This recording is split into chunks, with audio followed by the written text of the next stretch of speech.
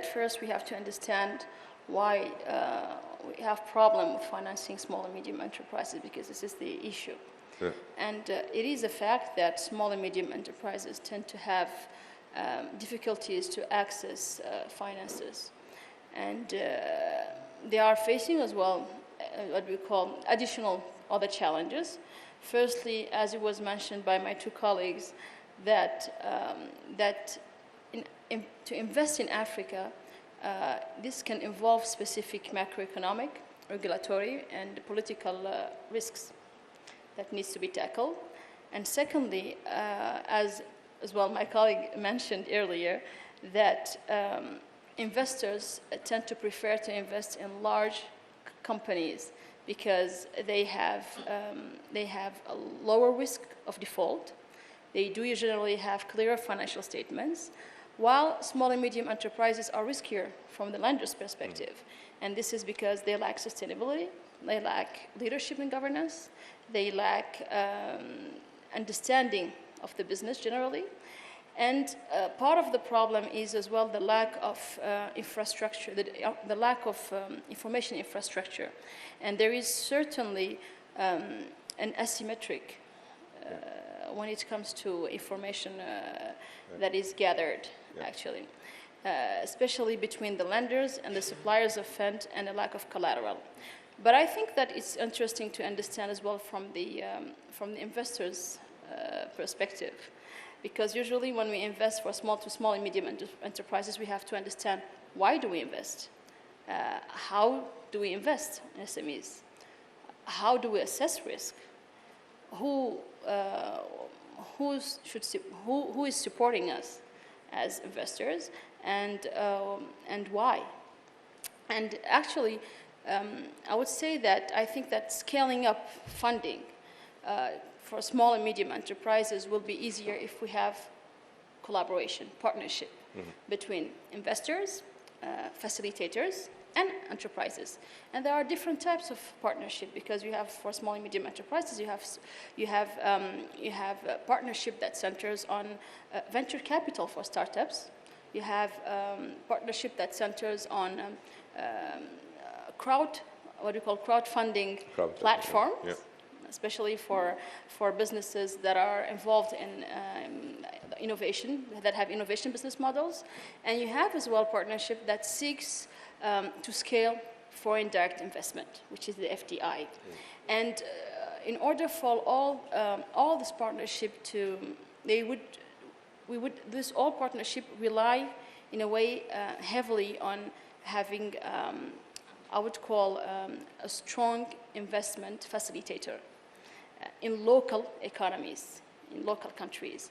And to ease the access to finance, I think that we should develop and reactivate credit guarantee schemes. We should promote innovation, financial innovations. We need to encourage what we call specialized SME funding, specialized private banks. And we need as well to develop in a way a hometown trust fund for risky small and medium enterprises. So there is definitely an angle that Africa needs to tackle, and which is finding a way and a safe way to finance small and medium enterprises in order to create a better investment dynamic in Africa. Okay. I think the main secret is to involve your children from the beginning. Personally, I am very happy to take over. It was hard, difficult. It has some challenges, but it has a lot of advantages, because I'm taking over a company that is already here, that already set, than going somewhere else and try to find my way.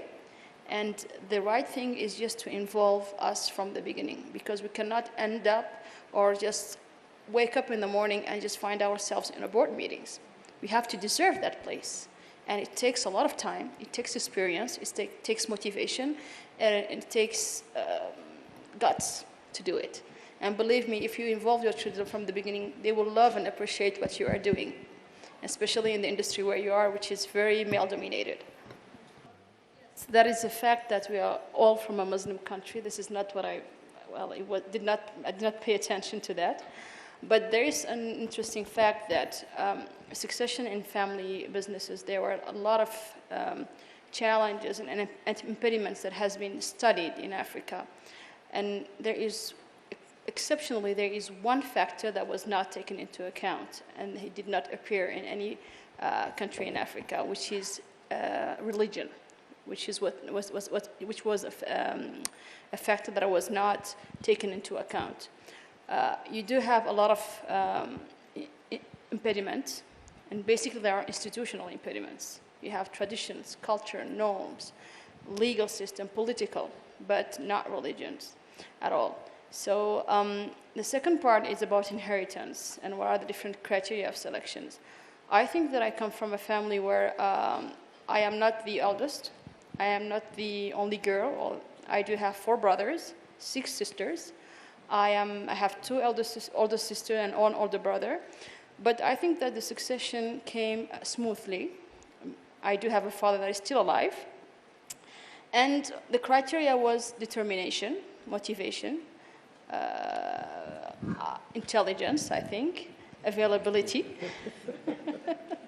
Yeah, that's true. Availability. And that's what the criteria is, because there is individual traits that are exceptionally important. And I come from a country where it's 100% Muslim country.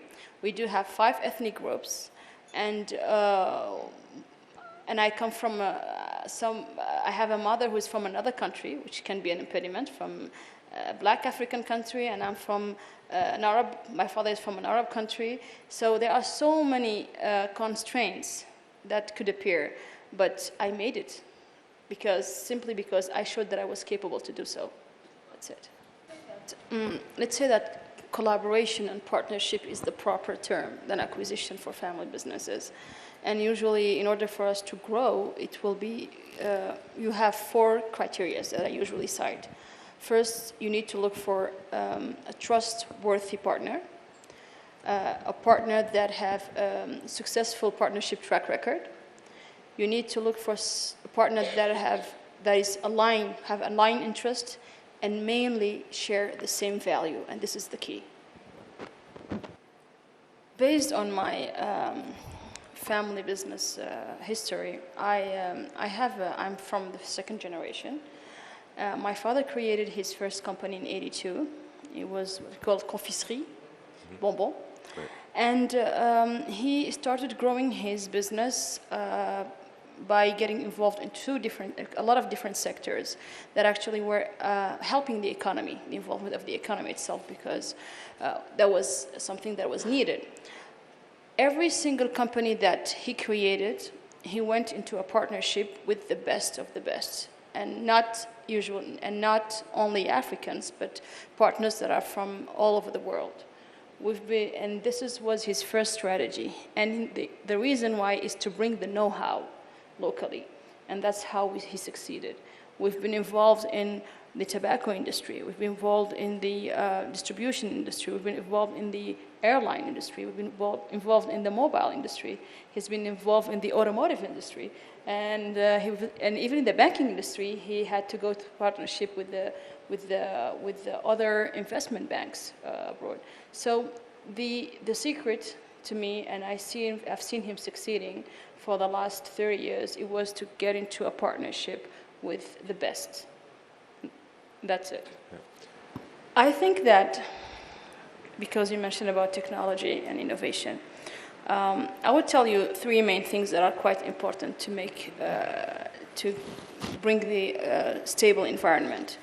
Stable macroeconomic policies, that is needed. I would say a stable and transparent political environment, and a good governance. Those are the 3 main things that would allow you to succeed, if you are involved in technology or involved in any business. That are the 3 main things.